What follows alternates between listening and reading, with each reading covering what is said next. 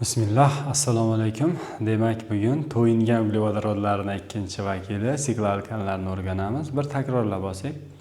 To'yingan uglevodorodlarning ikkita sinfi bor, alkanlar va siklalkanlar. Alkanlarni o'rganib o'tdik. Ana endi navbat siklalkanlarga.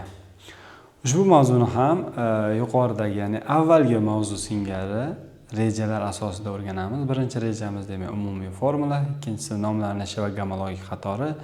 Uchinchi rejamiz esa izomeriyasi, to'rtinchisi olinishi, beshinchisi kimyoviy va fizik xossalari va oxirgi 6-chi rejamiz ishlatilishi. Demak, birinchi reja siklalkanlar mavzusi umumiy formula.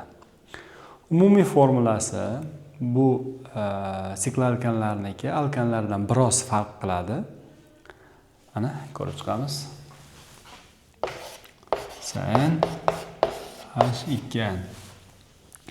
Avvalgi mavzuda ko'rganimiz sen H2N plus 2 edi. Ana endi o'sha plus 2 yo'q. Nima uchun bunday desa, chunki siklalkanlar siklik, ya'ni halqali ko'rinishga ega bo'lganligi uchun. Lekin bu moddalar ham to'yingan uglevodorodlar sarasiga kiritiladi. Hop, ana endi siklalkanlarning birinchi vakili. Uglerodlar soni bitta ham, ikkita ham emas, 3 tadan boshlanadi. Keling, empirik holatda mana yozib chiqamiz. Uglerodi 3 bu birinchi vakil. Ana endi bunda vodorodlar soni nechta bo'ladi, qanday topamiz? Avvalgi mavzuni yaxshiroq o'rgangan bo'lsangiz, sizga bu muammo emas. Uglerodlar sonini 2 ga ko'paytirganingizda vodorodlar soni kelib chiqadi. H6. Ikkinchi vakilimiz uglerodimiz 4 ta, vodorodimiz esa albatta 8 ta bo'ladi.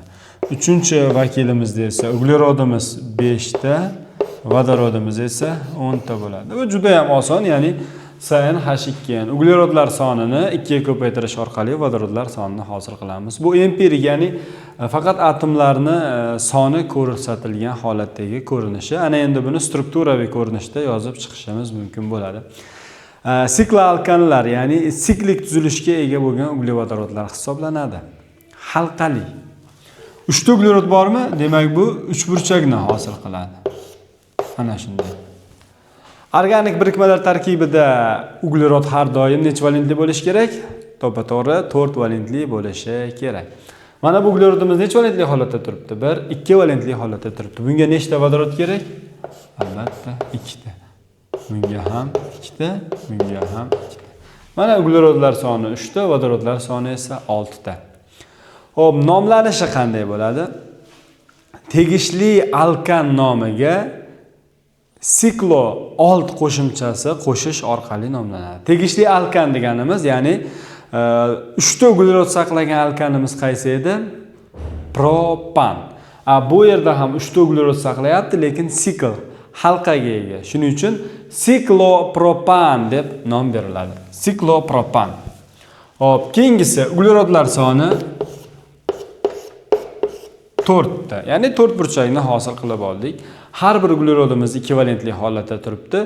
Biz bu uglerodlarni 4 valentli qilish uchun vodoroddan foydalanamiz. Bunga 2 ta, bunga ham 2 ta, bunga ham 2 ta. Demak, har biriga 2 tadan vodorod qo'yish orqali hosil qilib olish mumkin. Tegishli alkan nomi, ya'ni 4 ta uglerod saqlagan alkanimiz bu butan alkan edi. Bizi halqali moddamizning nomi esa siklobutan tarzida nomlanadi. Demak, bu moddamiz siklobutan. Keyingisi uglerodlar soni 5 ta.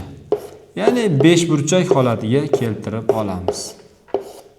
Ana, har bir uglerodning valentligini 4 ga keltirish uchun nimadan foydalanamiz?